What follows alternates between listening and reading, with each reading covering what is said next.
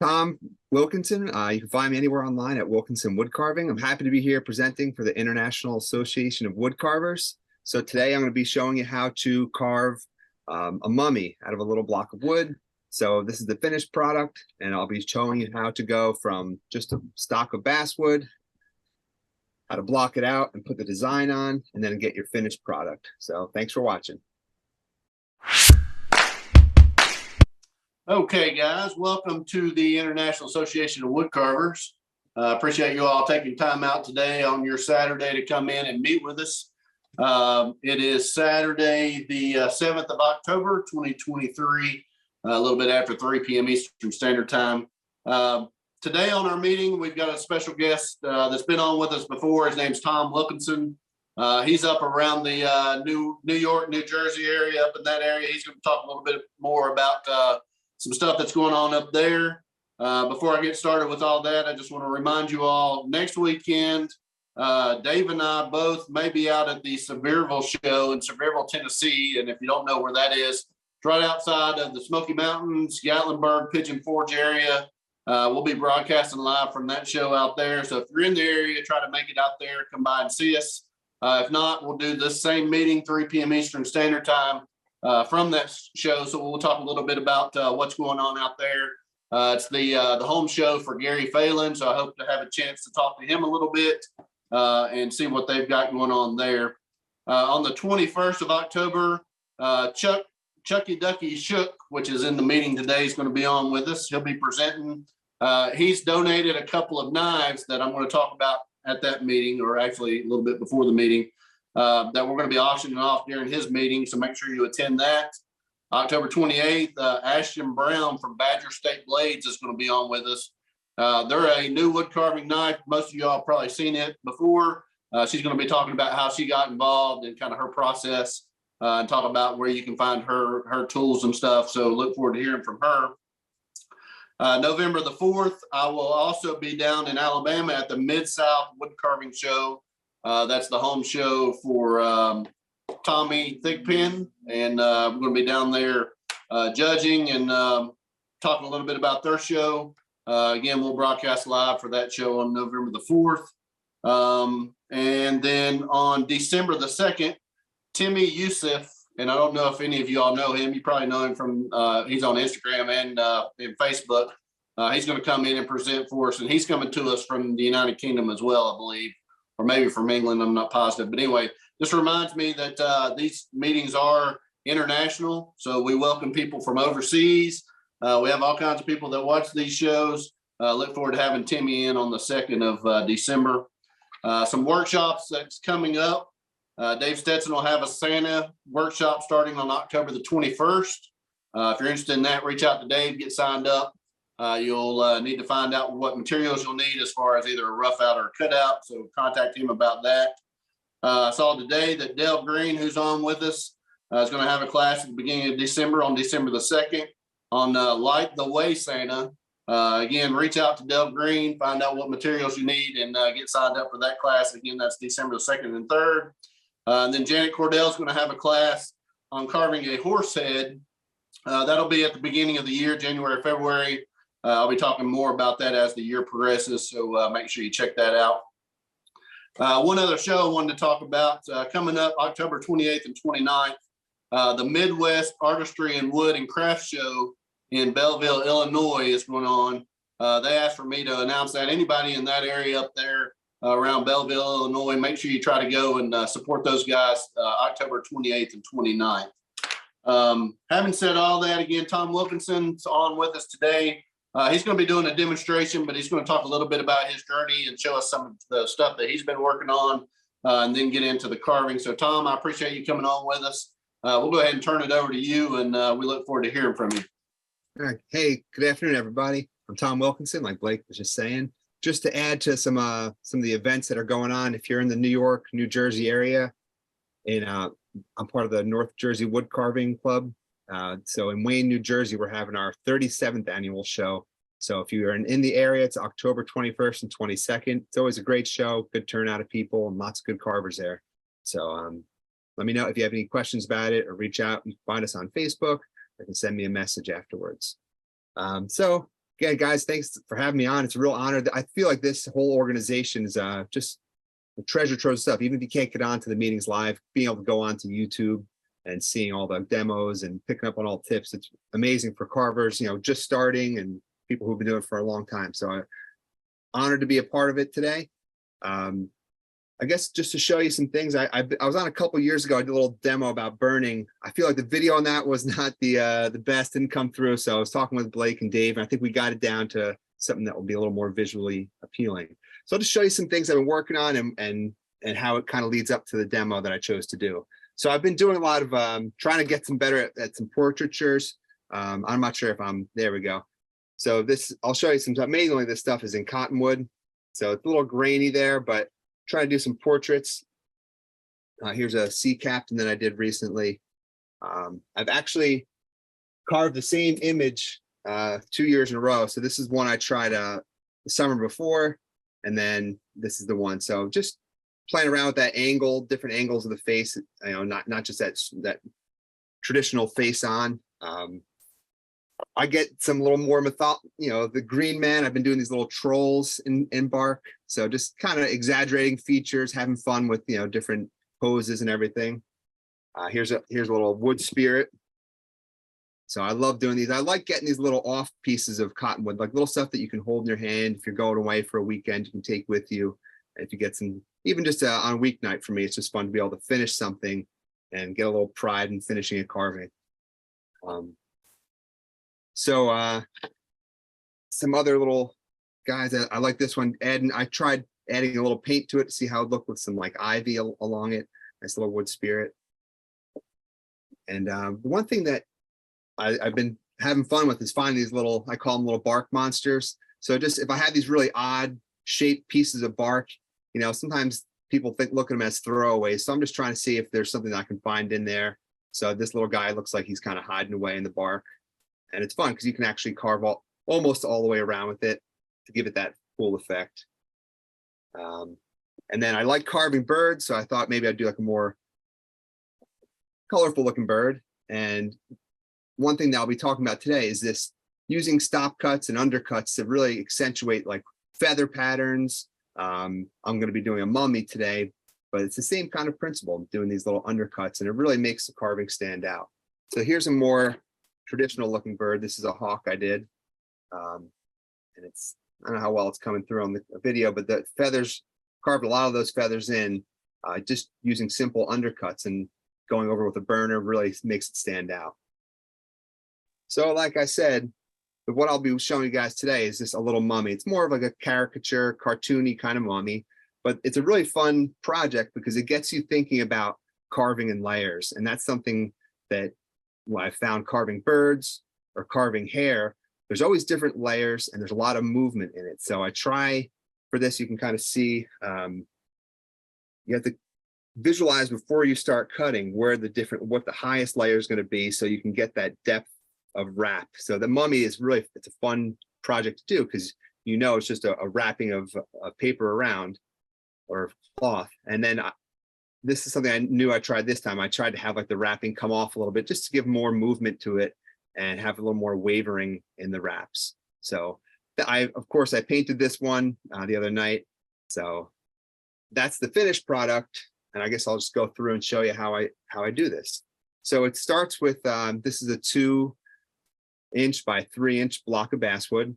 I just roughed it out, just kind of put a approximate shape of what the head would look like. And then having some forethought to know that I want some wrapping to be sticking off, that would be like this piece over here. I just left that hanging off. So now I know when I round this thing out, I'll have this little piece that I can have as a little more interest. So I guess in the future, I was thinking maybe I can have some more pieces like that just to make it even more interesting. But the first thing that to do is just to round it out. While I was doing it, I kind of said it kind of looks like you're peeling a potato. And that's actually the kind of the depth that you want to get with it. You want it to look the shape of a potato.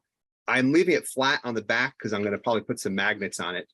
But I'm not going to show you the whole thing, but just to get the idea, I'm just chipping this away just to round out the whole piece. All right, that would be where it started. And eventually I'll get the whole thing carved. and I will put my design on this. So the design is really fun to do, I think, because again, it's a challenge. I feel like it's like kind of like doing a crossword puzzle. You really have to think about the different layers of what you're doing. And so I have all these layers drawn in, and I like to have this one going across the eye. So I just have one eye sticking out here. If you really wanted to, you could do something else. You can leave another eye open. And then just to give some balance, I left like this side of the mouth open. So that's a fun part. You can carve back and make it look like the teeth are sticking out a little bit. So with all the lines drawn in, I'll probably repeat myself a little bit, but it's really careful to, once you carve away these lines, to redraw them, because it's so easy to lose them as you're carving through.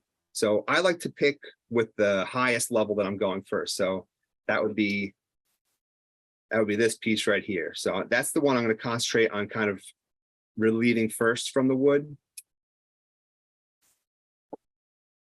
So I'm just going to use a slicing cut to put in as a stop cut. And I'm just going to go all the way until I get to where it'll be going under. So again, you got to kind of picture how it's going to look again. This piece right here, that's going to sit over this wrapping. So I'm going to stop there and just put a nice stop cut on that line. And then I'm going to just carve up to that line.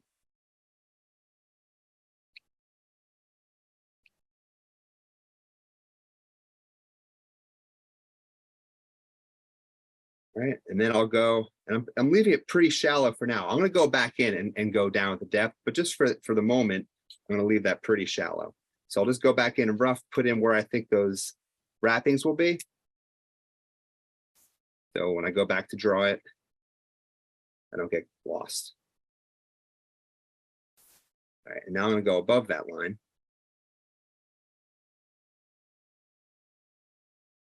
And same concept. I'm going to just stop when it goes under this wrapping right here. I'm going to just carve down and relieve that line.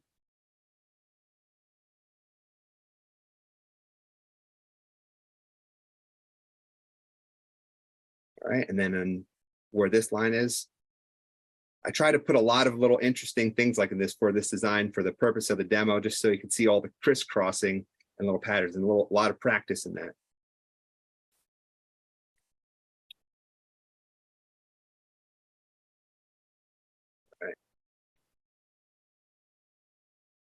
So if you guys have any questions while I'm doing this, I'm not looking at the comments or anything, but you feel free to call them out or say them in the chat. I'm sure Blake or Dave will relay them over to me.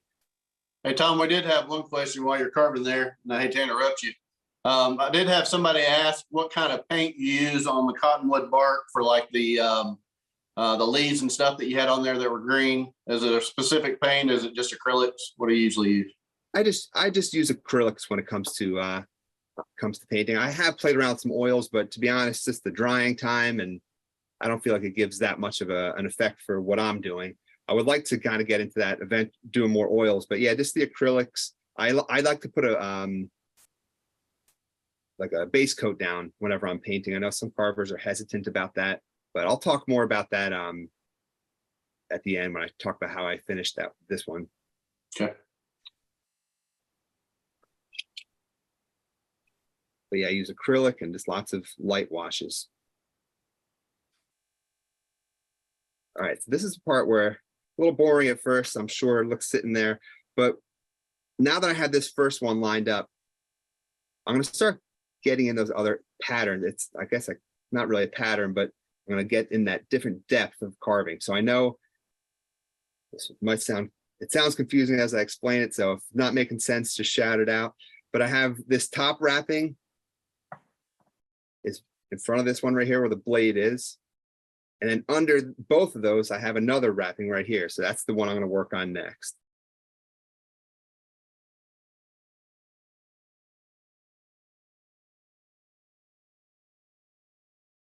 And as you start to go through these different pieces, it really starts to come to life pretty quickly, it becomes easier because you can visualize how the different wrappings play off each other to give that effect.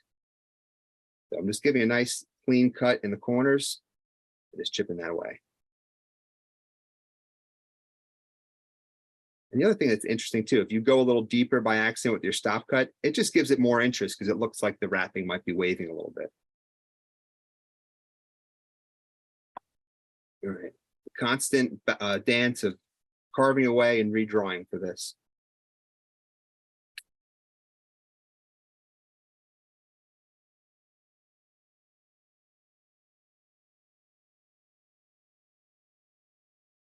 Now I'm going to go on this other one that's crisscrossing.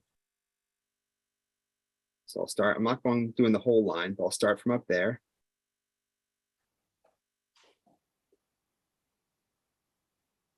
I'm just going to carve down.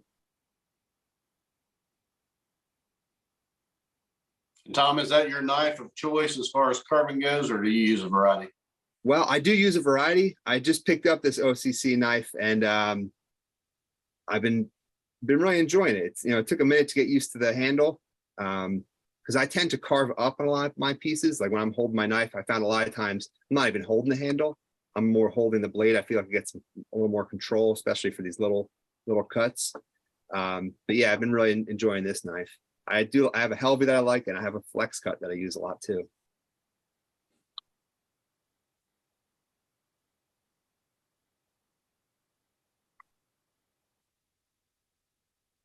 All right. So it is a bit of a tedious process, but I feel like, again, like I was saying, it's really good practice, because I find like the first time I did one of these, I was thinking, oh man, this is really similar to the same process of carving feathers. There's all these different layers that you have to constantly think about without, really take it slow and be really thoughtful about the cuts that you're making. So it's, in that sense, it's a really good practice piece to do. Plus, it's a fun thing. I think for, Halloween's coming up. It's always fun to do a little project, either for my kids or friends, to keep it with the holidays. So now I'm continuing this wrap down here and just going up to that stop cut. So it's just a bunch of stop cuts.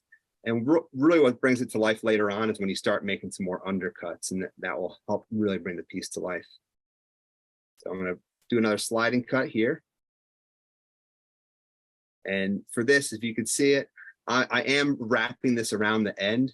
So I'll definitely curve these down a little bit, but I am bringing the wrapping so it almost looks like it's going around, because it's not a full head. I'm just going to go to that end.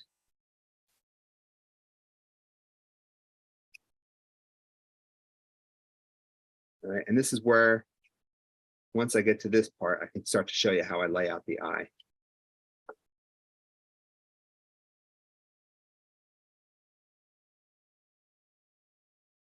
So where this opening is, I have one more little wrapping. And then once I get down far enough, I can get the eyeball carved in there.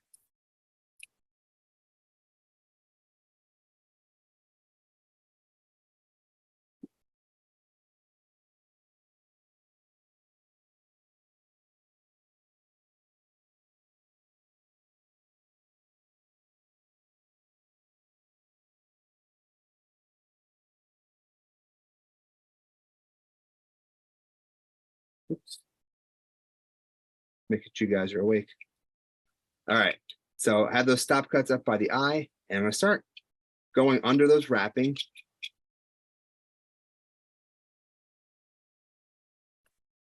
One more little cut here. So right now it's just kind of like making a triangle. Really trying to get close to that edge. Keep it as clean as possible. All right, and now I'm just going to carve down. And you have to imagine the eye being under all this. So I'm just going to dig down. And one thing that's nice about these small carvings is you can just turn it over, go the other way. It's just get a cleaner cut.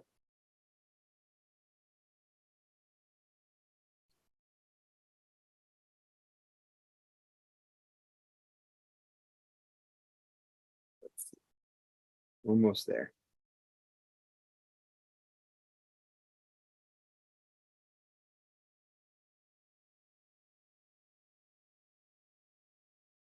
All right, so at this point, I have that little triangle cut out, and I'm going to imagine the eye. This is like where my center line is, right about here. So I'm going to imagine the eyeball about right here. Might be a little close to the center, but I'm going to imagine it right here, colored in dark so you can see it. And I'm now going to concentrate on just rounding out, making like a mound. It's a little tricky because you have to do an undercut and then carve up to that part. And that's going to, otherwise you'll cut away all that wrapping, and you want this to be out far. So I'll do another slice cut here, and it might take a few passes to find that it's better to take your time than being aggressive when most mistakes happen. So I have those stop cuts. I'm just going to round it.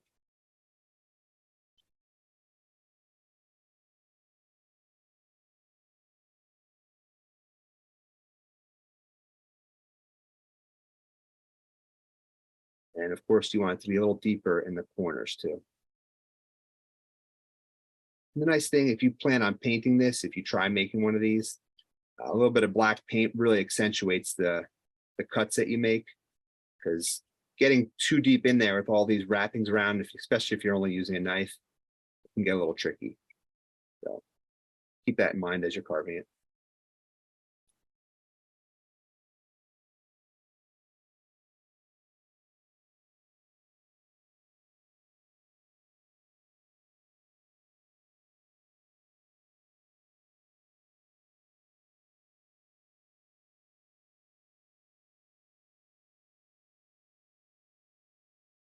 And then I'm also going to now concentrate on this bottom part and just give that a little undercut.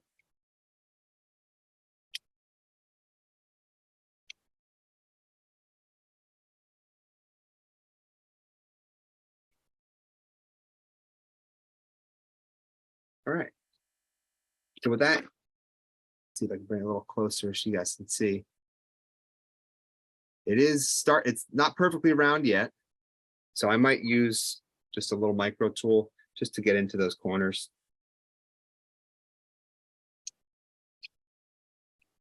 And clean it up. I don't know if anyone has these micro tools, but what a game changer it's been for me to have these to get into those little nooks and crannies.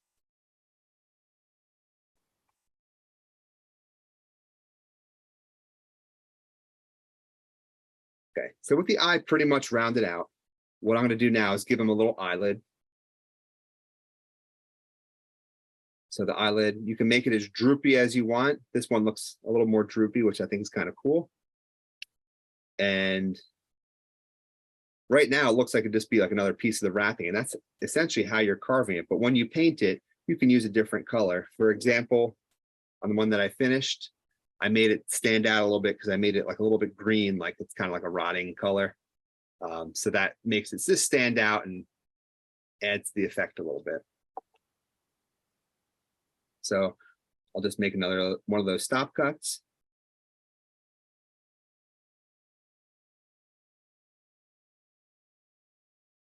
And just carve up to that line.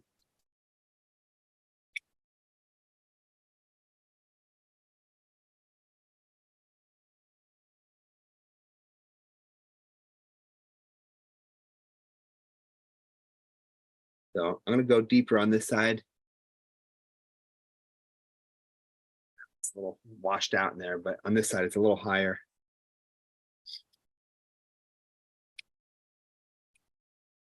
And if you're really ambitious and you want to carve in the pupils and everything, you could do that on this. But again, since I'm painting, I feel like the effect of that would get lost on such a small little piece.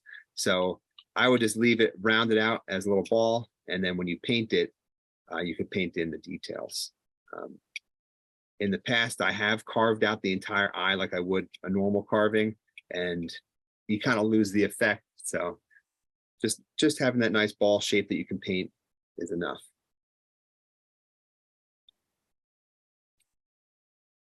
All right, so with that carved now, and that's pretty much the depth that I want it. I could start doing the rest of these wrappings.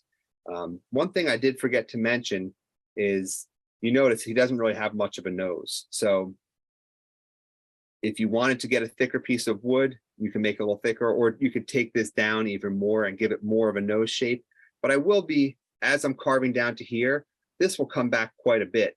So each layer, as I go down, it'll go back quite a bit, and it'll round out this face a little bit more. The other thing I think about is if it's a mummy, it's wrapped up, so you wouldn't see the nose anyway. But you just, I did keep when I was carving it, I forgot to mention this at the start. I just kind of imagined where the nose would be sitting there in the face, and I kept that as like my high point as I was rounding it around. So that's just one thing I forgot to mention. So it's just, I always keep that in mind. I like to keep my center line in there, and since I already have the mouth, it's kind of easy to see the nose, but the nose would be about right here. So that really goes for the rough out anytime you're doing a face. It's a really similar process. But now I'll just start adding in some of these cuts. When I cut it out on the saw, I kind of went a little aggressive here. So I figured this might be interesting. I'll give it a little different look than the first one that I made. But again, I'm looking. I have a couple different passes going here. This first layer under the eye is gonna be, that's the one I'm gonna start with first. It's gotta go under this piece here, and it's gotta go under this piece and this piece. That one's gonna go back the farthest. So I'll start there. And again, it's just like a little puzzle, good way to keep you sharp. It's like trying to, if anyone ever tried to carve a knot before, it's really difficult. I would probably like to try doing that again. There's a lot of things going on. Tom, another question in the chat. Sure. And it's kind of hard to tell in the video. How deep are you going with your cuts? About an 1/8, a 16th? Does it depend on which wrap you're doing as to how deep you go? That's a great question, because I could tell. I'm looking at my at the screen now. You can't really see too well. I'm probably going a 16th to maybe an 1/8 inch deep. I'll see if I could change the angle a little bit so you can get an idea. It's about double the width of my blade. All right, and it definitely depends on the depth that you're going. So it's actually perfect timing for that question, because as I was just explaining, this piece that I'm carving is going to sit under the one that's going diagonally right here. It's also going under this one that's coming diagonal the other way. And then on the third angle, it's going under this one that's going horizontally across. So if you can kind of imagine, this would be the one that's going to be highest out. I'll put a little 1 there. Get a marker. This will be kind of like, for this demonstration right now, this is like number 1. This would be the second layer. This would be a third layer. And then where I've been carving, that would be like number 4. All right, so when I do birds, sometimes I actually number the layers, and I found that it's so easy to lose track of where you are. So that's just a way, like, so you can keep track of what you're doing, and especially if there's a lot of things overlapping. So I'll start with 4. I already put some stop cuts in, but I'll just show you again real quick. I'll go here, cut across, and just get down to it. So again, this is much deeper compared to some of the other cuts, but it's also underneath 3 different layers of wrapping.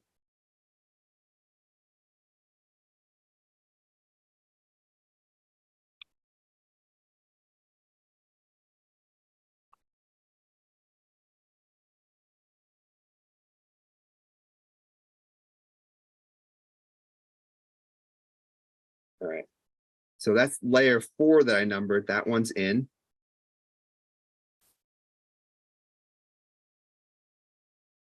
And I'll just put the 4 in there again, so as a reference. That'd be 4. And the next one I'll do is I'll get 3, kind of work backwards. All right, so I'm going to put a stop cut from the edge now, all the way across. Okay. probably show you on this side too. This number 2 that I labeled is going here. So I'll keep that in mind.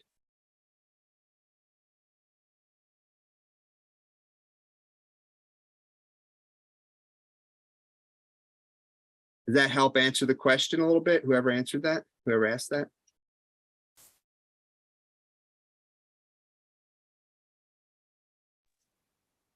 Yeah, I think that's good, Tom. It was in a private message there, so I'm not sure who asked. Okay, no worries. But it made sense to you, Blake? It did. All right, cool. It's always hard. I remember this sensation last time I presented. It's weird speaking to an audience. I'm a teacher by trade, and it's bringing back memories of when I taught virtually, and none of my students would respond. It's just such a weird experience. I'm so used to being, talking to people, getting feedback, and especially when you're teaching. Hey, tell us about the pencil grip that you use there on your knife. Do you have better control with it that way? We noticed that you don't wear a glove, so is that just a preference, or is that just because you're working on a smaller piece? It's definitely on the smaller details. And it's something that I didn't even realize that I was doing until I look back at some, if I did some videos that I had been making. I was like, oh wow, I kind of go to that pencil grip. And yeah, I guess now being more conscious about it, I get a lot more control this way. And then I'll usually switch when I go to carve up. I usually switch to use my thumb to push, like a push cut. But yeah, I don't know how it started, but I just found that this really helps me control it. I do wear a glove sometimes. I probably should be, especially carving in front of all these people. I don't want to be cutting myself, but it definitely does help with the control. All right, so layer 4 and 2 are across. Now I'm just going to go down. Okay, and sometimes what you're going to have to do, and I'll show this, is you're going to have to recut different spots.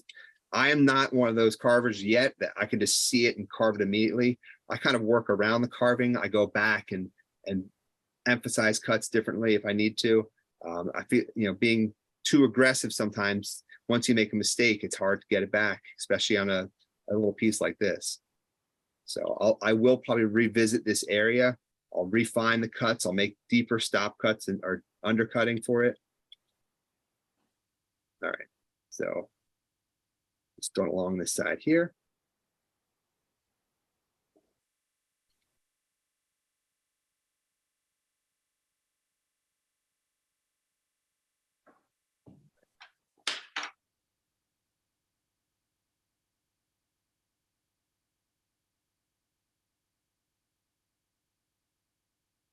Okay, so just to show again, because some of the numbers got away.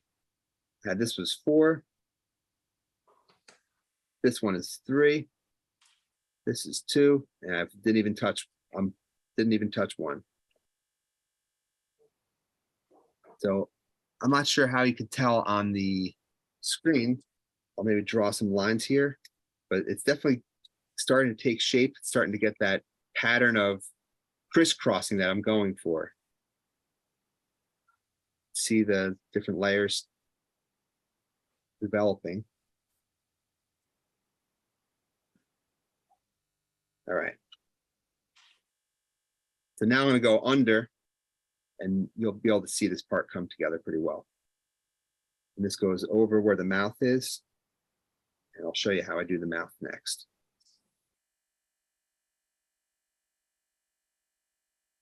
So this line that I'm carving here, I want this to be the one that's out furthest around the nose. So I'm going to carve this top layer kind of under it. This one that has the 4, this is going to go under that layer. And I'll just slice this up to 1.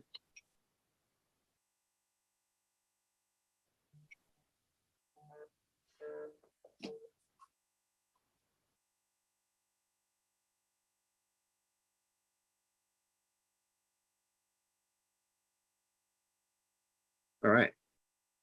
So I'm going to draw those lines back in again. This is still that number 3 going under, so I'll just put that there.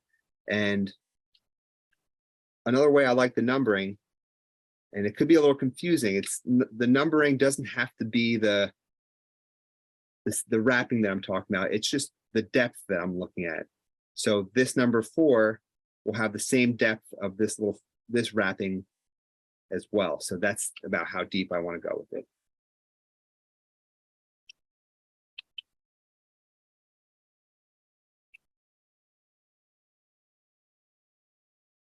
Give another slice cut, and I'm just about at the mouth. All right, and carving the mouth is going to be really similar to the way I carve the eye. Especially since I'm not showing the whole mouth, I'm just showing a part of it.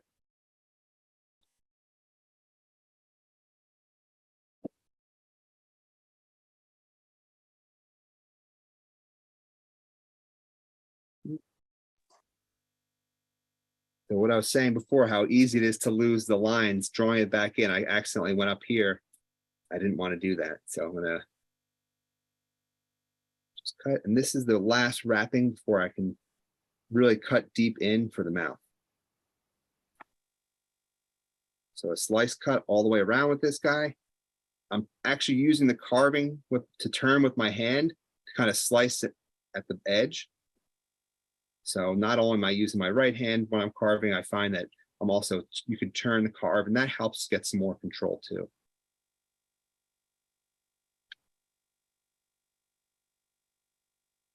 And Tom, you may have addressed this earlier, but for the new carver, could they use a V tool to go around those the wrappings in the order that you're going in to kind of lay in the foundations before you cut with the knife? Yeah, I'll show you up here before I demonstrate the mouth. You could use a V tool. I prefer not to. I'll use it for some of the cuts, but if I were to use, I'll show you first, and then I'll give you the reason and explain why. But there's not a whole lot of wiggle room. Let's see if you can see on so the depth of these is pretty shallow. So I'll take the V. I would trace, what you would do is you could trace that line around.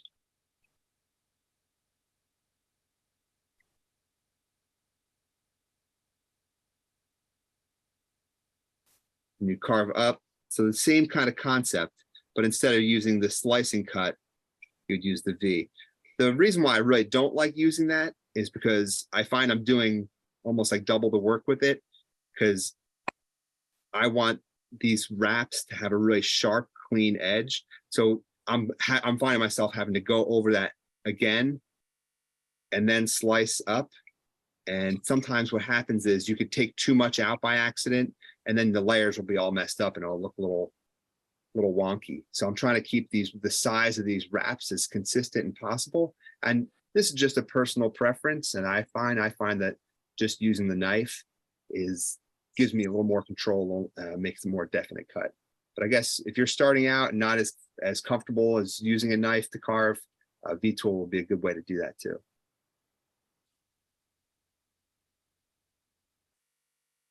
All right. That one started here. I just want to draw these lines in so I don't get them lost for later. Okay. So Blake, let me know how the image looks on your end, if you could see the different layers right here. Yeah, we can see it. It tends to focus on your hand sometimes when it gets a little close to the camera. Okay. But yeah, that picture there is good. Okay. Yeah, so before I move on to the mouth, I'll just kind of go over again how those different layers add up. There we go. So who's ever asked about the depth, you can really see it's a pretty shallow cut right there. There's not too much in there. I will, as I mentioned before, at the end, when I finish all of the wrapping, I go back in and I clean up all the cuts, and I'll even use a burner just to kind of accentuate some of those slices. And that really gives it some depth too. I use a really low temperature. I'll use like if you got on the setting almost at like 1, so it's kind of like using a hot knife. I don't want to burn the wood. I don't want any burning like color on there. It's just to kind of really clean up the cuts and it gives enough of a depth too that looks like it's like a thin piece of cloth wrapped around. You use a certain kind of burning tip to be able to do that with, just something that's thin, I guess. Absolutely, and I could show you guys in a minute. It just takes a second to set up. I use a skew tip burner. And that's like the tool I use for feathers, hair, that's just the tool I use to accentuate all those cuts. Because as you know, you can keep your knife super sharp.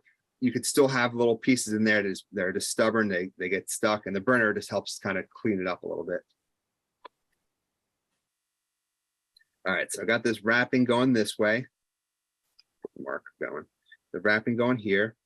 So I'm gonna have my mouth right here. So I have a couple teeth sticking up.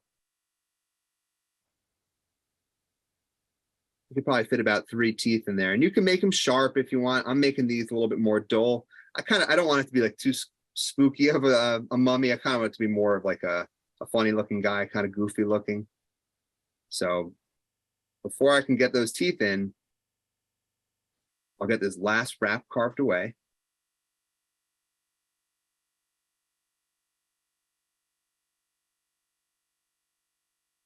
I'm just going here to the mouth and down.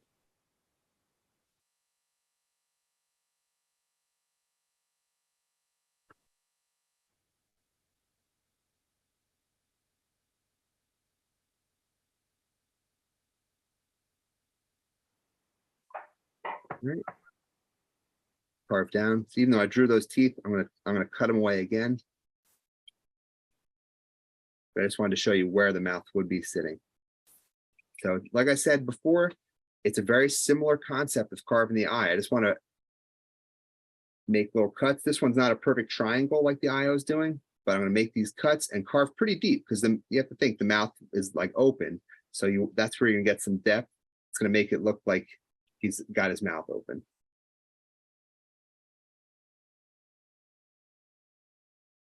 All right, turn it around, carve down.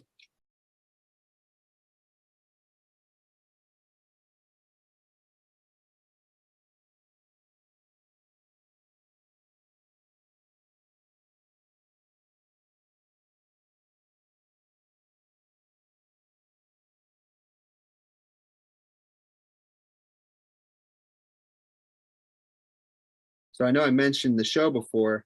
Any carvers here living in the New Jersey, Newark area?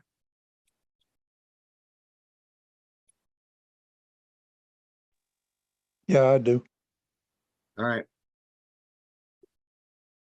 Well, if you're close to North Jersey, that's, we'd love to see you at the show. It's a good experience. We got some giveaways going on, door prizes, so it's a good time. It's a judge show, so we have a lot of guys are in,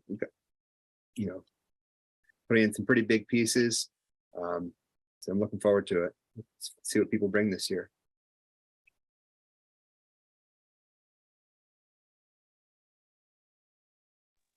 After the meeting, I'm going to figure out where Wayne, New Jersey is. I'm up just north of Ramsey. Oh, okay. You're not far then. So it's off Route 23. So kind of where Route 3 and Route 23 cross, right about there. All right, so you can see this depth. I'll come closer so it doesn't get lost. It's about almost triple the depth I'm going with these wrappings to get the mouth in there. The mouth will be open, and that will be even deeper once I've carved the teeth in. So now I'm going to draw my teeth again. So I think I fit 3 in there. I'll try and go for 3. You can leave them more spaced out. That makes it look kind of funny too. And now I'm going to put a deep stop cut in. So I'm really going to plunge the knife in there. And I'm actually, let's see if I can show you on that angle. I'm going on a bit of an angle because I want to go under this cloth right here, whatever this layer of wrapping is. I want to go under that. And that's going to give it more of a shadow. It looks like it's got more depth. All right. So I'm just carefully going. There's a lot going on. The same concept over here on the side. I'm going in at more of an angle. I'm not going straight back. I'm going more of an angle to undercut.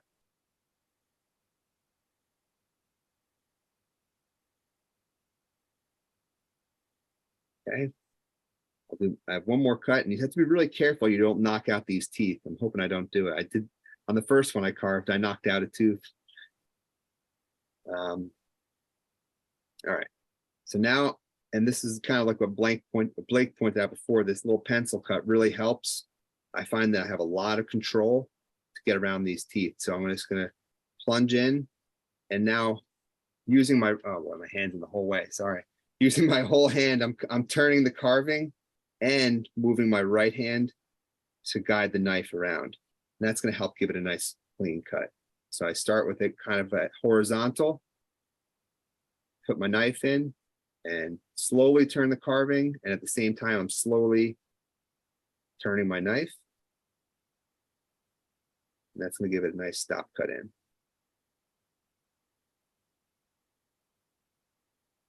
All right, one more tooth, trying not to block the screen too much. This one's hard because it's right under the wrap there. So I might have to do some shallower cuts on that one. So I'm going to switch back to the micro little, this is a micro skew, and just start chipping out where I had those stop cuts.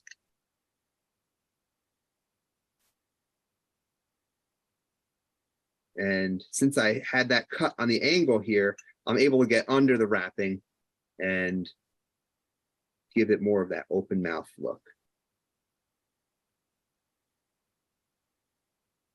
So you can see this little chip pop out behind the teeth. And let's see if I can zoom in a little bit so you can get an idea. So it's not too deep. All right, I'm gonna go back in and refine that more and more. It's the same process. I'll keep up with that undercut. I might even accentuate it a little more. And I'm just gonna go around.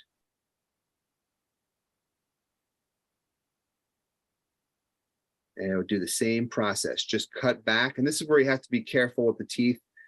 They're small, so you can easily chip them out if you hit them at the wrong angle. But you know, just put your stop cut, a little easier to get now that you have the first layer in. Just a nice little shallow cut. I might make 3 or 4 passes at this. I know some people, I'm always envious when they could get that depth right the first time, but for me, I have to play around with it a little bit. I have to get a couple passes. And that's okay by me.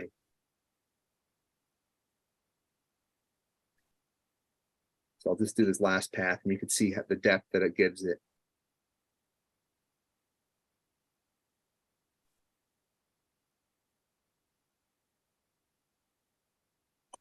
Right.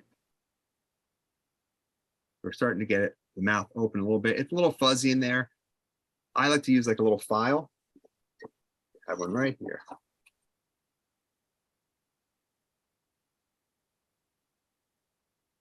Where is it? This isn't the exact one, but it does use a little file and you can get in there and get some of those fuzzies out. All right, that's what it will get like. What's the time looking like, Blake? We're about 10 minutes till 4, so you still have plenty of time. Okay. All right.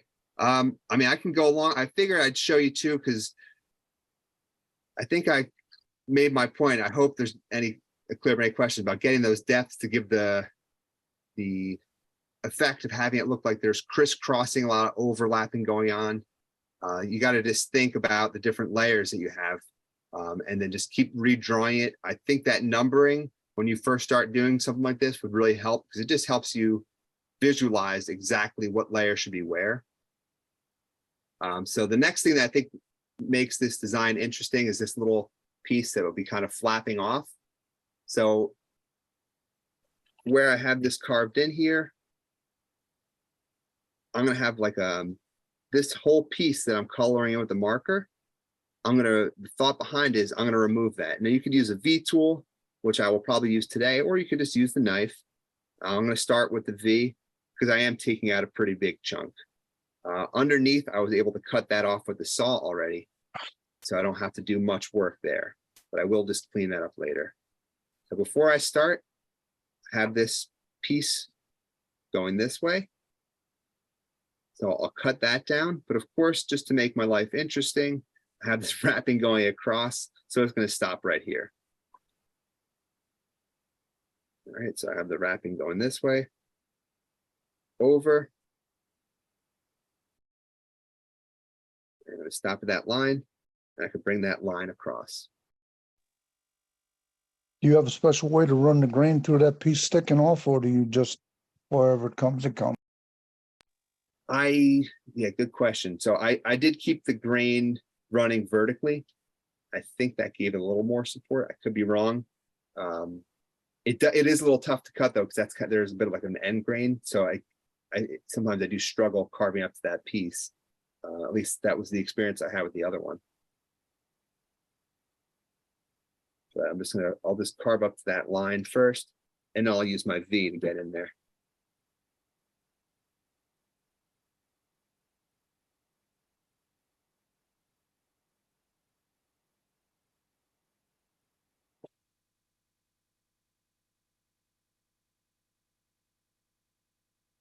And you don't have to go crazy getting that depth. You just want to give it enough so when you look at it from the front, it looks like it's sticking out. All right. Let's see if I can show you guys a better angle. So yeah, I didn't take too much out there, just enough, gives it that depth. And then I'll go back in with my knife and just clean up even more.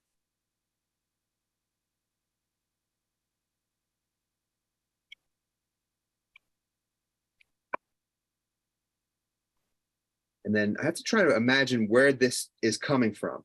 So it could be coming from behind, but when I was designing it, I kind of imagined that this piece going across, kind of the one that's directly below the mouth. There we go. This line right here. I imagined that it would be at a similar depth right here. So I'm going to tuck this one back so it looks like it's coming off and then just ending there. And then I'll show you how I detail it. So I'm going to put a stop cut down to that bottom horizontal line. And then I'll put another stop cut under this one.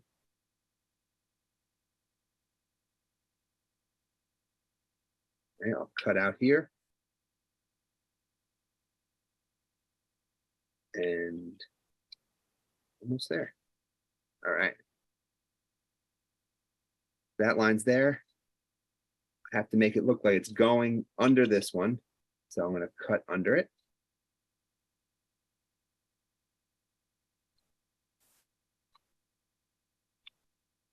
And when I do that, it took away the cut that I made here already. So I'm going to have to redraw that in. So like I said, I know I sound like a broken record, but it's a lot of cutting and then redrawing.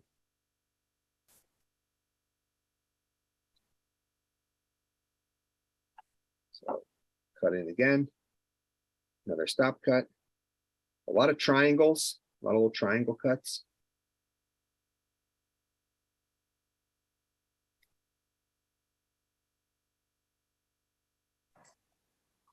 Tom, is that just a Sharpie marker that you're using? Do you have any problem as far as bleed and down into the wood? Yeah, it's just like a Sharpie. It's like it's India ink. But it's just, yeah, just plain Sharpie. At this point, I'm not too worried about the bleed. Normally I just like to use a pencil. I just figure the marker might come through a little bit better on the screen. Yeah, but normally I just use a regular number 2 pencil or one of these mechanical pencils. And so when you clean up, you'll just be peeling off that top layer to be able to get down to the white wood. Exactly. So it's not too deep. So if I got to take that number 2 out right there, it's gone. Yeah. Yeah, good question, because it is annoying. Like when you make a mark and you're like, think you're done, but you got a bunch of marker to clean up and sand away. And if you were doing this at home by yourself, would you still draw the lines, or do you think you would just kind of freehand it? Oh yeah, and that's why I feel like I hope you don't this sound like I'm repeating myself for nothing. Like I feel like it is so easy. I don't care what kind of carving I'm doing, whether it's something like a little more complicated with all these lines going all over the place, or feathers, which is I feel like they can be kind of complicated to carve. I'm always redrawing them just because you lose it, and especially the center line. That's one mistake I know a lot of people make. A lot of mistakes I made a lot when I was younger starting. I would never keep that center line in, and if you lose that, your whole carving can get thrown off so easily. You can just make 1 or 2 cuts and you kind of can ruin a carving that way. So that's why I like to keep that center line in. Anytime I cut away a line, I go back in so I can keep an eye of where I'm going. I hope to one day just be able to carve without the lines, Blake. That'd be nice, right? Yeah, I'm not sure if we ever get to that point or not. All right, so what I'm going to show you here is I have this piece coming under. So it looks like it's almost like the wrapping's getting a little bit looser at this point. So I'll try and turn myself a little bit. I'm going to use a stop cut, but I'm going to go on a curved line because I want this piece to look like it's lifting up a little bit. So I'm going to start here and I'm going to plunge in and go on like a curved line. All right, and then I'm going to carve down to that. And it's just it's a big A undercut. little bit out of focus, Tom. Yeah. Center. There you go. Thank you. Okay. All right, so what I did there, again, I'll just show you. On that angle, I was really make a nice a curved stop cut right here.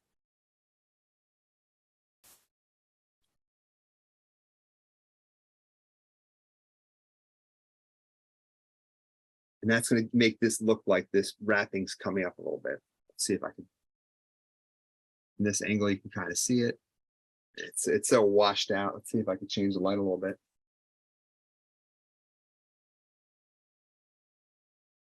Not sure if that helps at all, but. All right. So this piece that's coming off, since it's like, I imagine it being like the end of the wrapping of the mummy, I'm going to draw in, just make it look like it's a little bit tattered. So I'll just take my V tool and make it look like I'm not using, try not to use two straight lines. So I'll come in and curve the tool. And it makes it look like it's a frayed edge.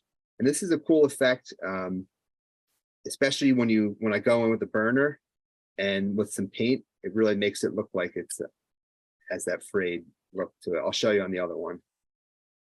So.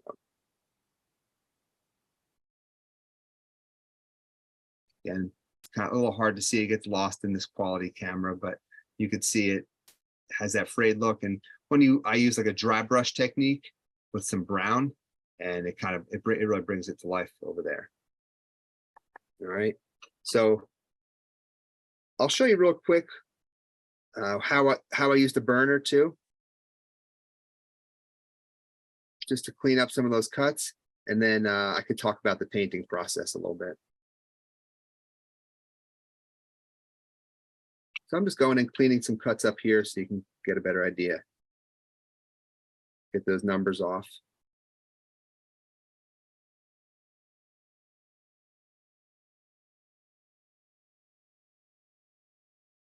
It's a fun little project. You know, it's not a real serious project. It's just fun little challenge. Get all these layers in there.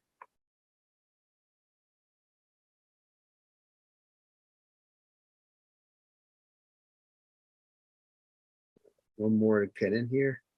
I'll get my burner going. Okay. So any questions while I get the burner set up? And while you're doing that, Tom, I'll just go ahead and remind everybody, make sure you go out and check out Woodcarving Academy if you get a chance. You can do a subscription out there, 1 month, 3 months, or a year. There's a lot of good instruction that's available out there, and some of the instructors are here in the room, but there's projects all the way up until about a month or two ago that were done live that's now available out there that your run's made available. So make sure you go out and check that out. You can also go click on the workshops tab on the website there and be able to see what workshops are coming up. So I just want to remind you all about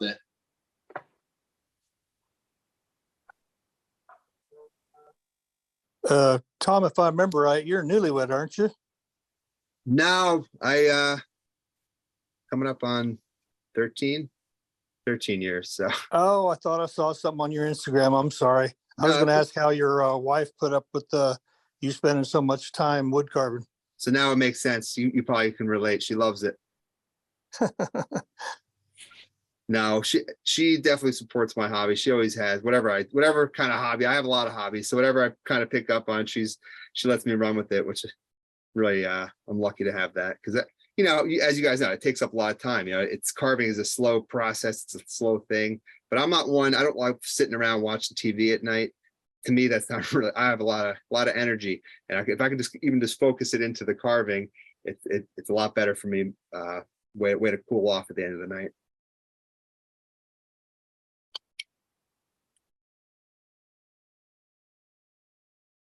All right, so I'm just gonna clean up some of these marker lines, and I'll add the burner going. I'll show you. So, anyone here ever carved a mummy before, or think they might want to try one?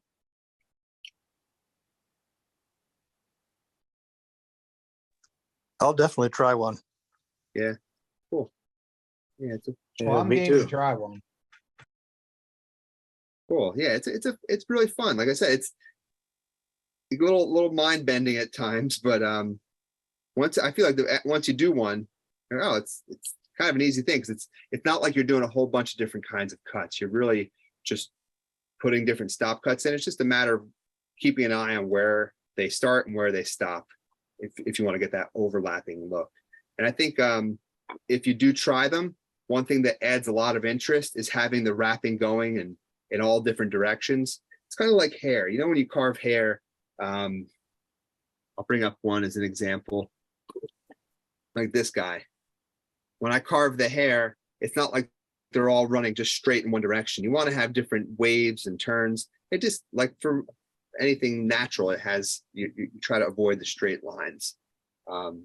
So it's the same kind of principle and concept, having some lines going diagonal one way or another, or a little bit of skew. It just gives it more interest and makes it more fun to look at. So that's why it's take the time to design it first. You know, when you do it, cut the line, and then try to transfer those lines the best you can. Let's see, before I get ahead of myself, just gonna clean these up a little bit more so you can see the cuts. All right, so the burner, I'm using a nibs burner. And I think I said this last time, I'm pretty sure they don't make these anymore. This side's broken, doesn't work anymore, but at least this one's still hanging on. And I like to use the skew tip. So I have two different ones. This one's even sharper, and I use it typically at a really low heat if I'm just cleaning up. So I'll probably be like somewhere between 1 and 2. And the reason why I like that is because I don't want to burn the wood at all. I don't want any coloration on it. I just want to use it like the old saying, like a hot knife through butter. It's just like you're using a hot knife, and you can go in. Let's turn it a little bit. You can just kind of go in and accentuate those cuts a little better. All right, so I might kick up a little bit. And the skew is nice because you can get in at those sharp angles really easily.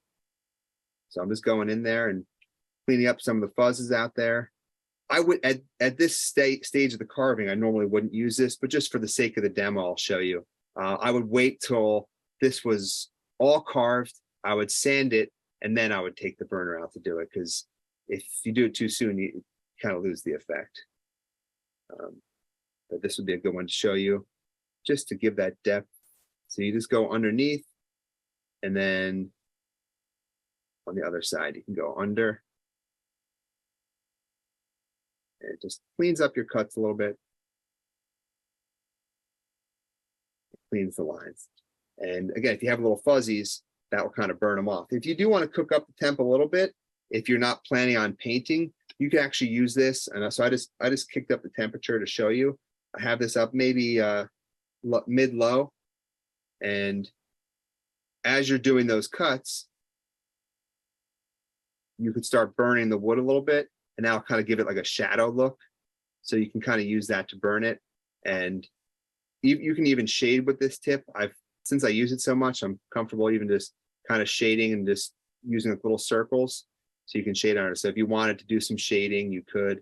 I'm going to cut that away because I don't like the way it looks, but just wanted to give you for an example. So if you do use a higher temp, you can cut under and it'll kind of shade it automatically.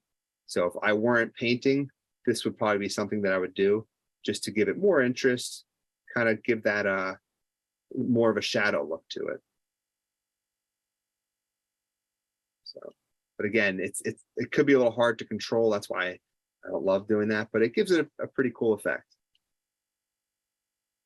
Right, getting under, so and it's a lot of different lines to get. So just take, sand it, take your time, and it'll help come together. All right. Any questions or comments?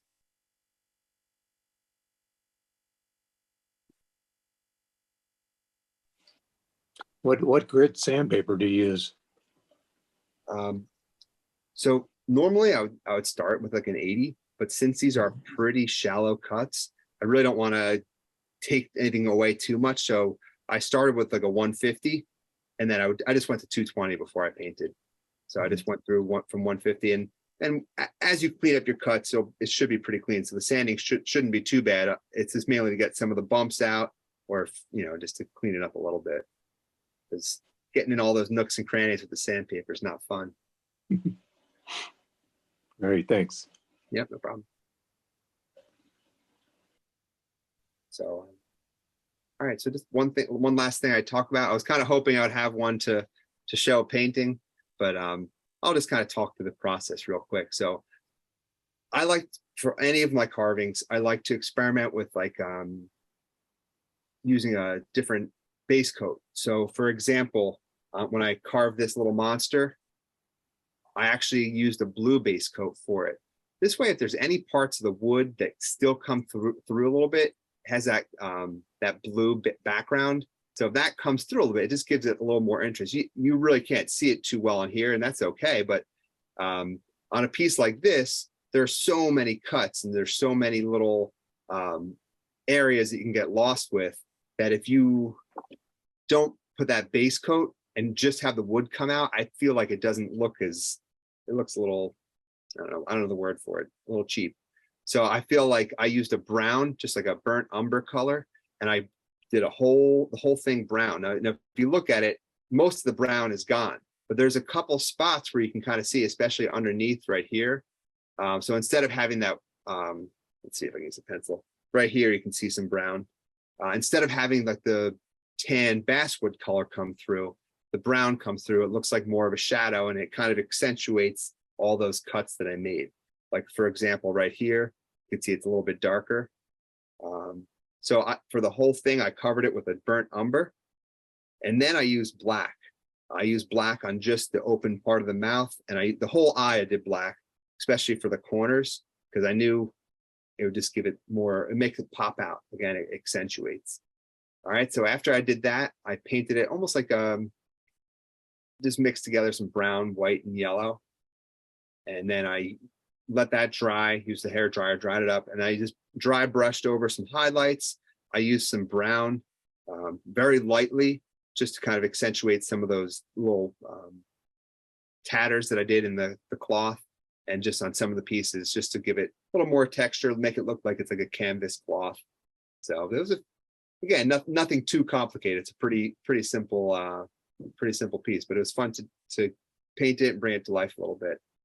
And as I mentioned, I use green as the eyelid for the skin color. So if you make the mouth a little bit wider and have some skin open on the other side, you can paint that the same color. That would be kind of cool. Maybe I'll try that when I get around to finishing this piece. Maybe I'll have even more skin. Just, it's fun to experiment with it. I don't want them all to look the same. They should all look like a little bit different. So any questions about painting process? I know I'm not showing you the paint, but.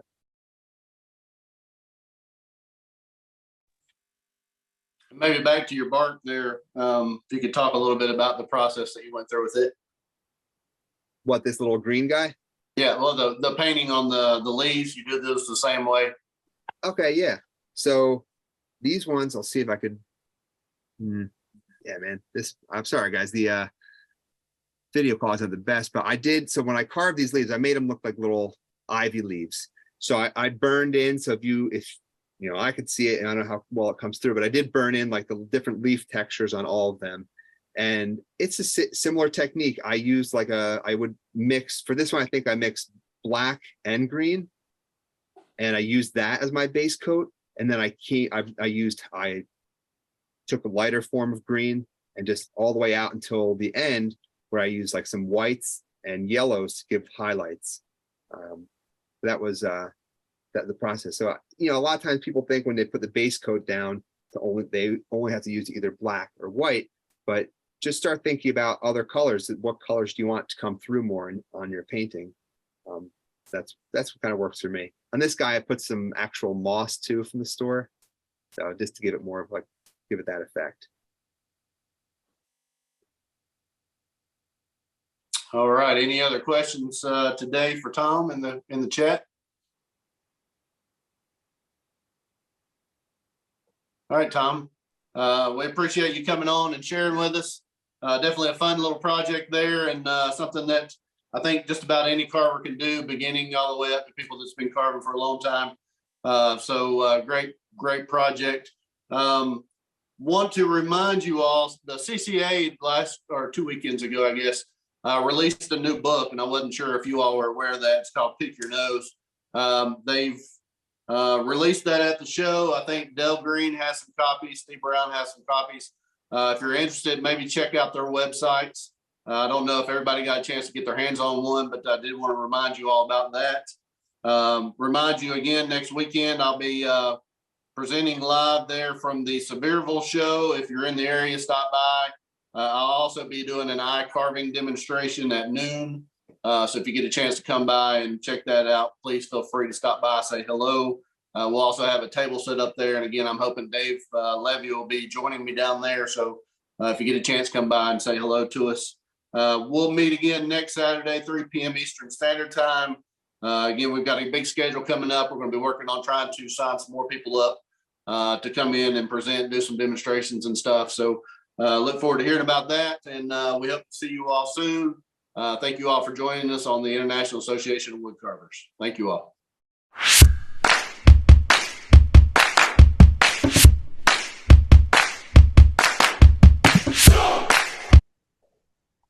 He's a pro. And welcome to the International Association of Woodcarvers. He said that though. He said that at the beginning. Oh, he did at the beginning. Oh, okay. Yeah. Want me to say it again? I can do it again if it's all right. Say it again and I'll edit it in. Okay. Welcome to the International. Well, now you got me. That's why I did it. No. The International Association of Woodcarvers. All right. Welcome to the International Association of Woodcarvers. Perfect. That's awesome, man. Thank you so much for doing that. Okay. That's cool. That's a cool way to intro it.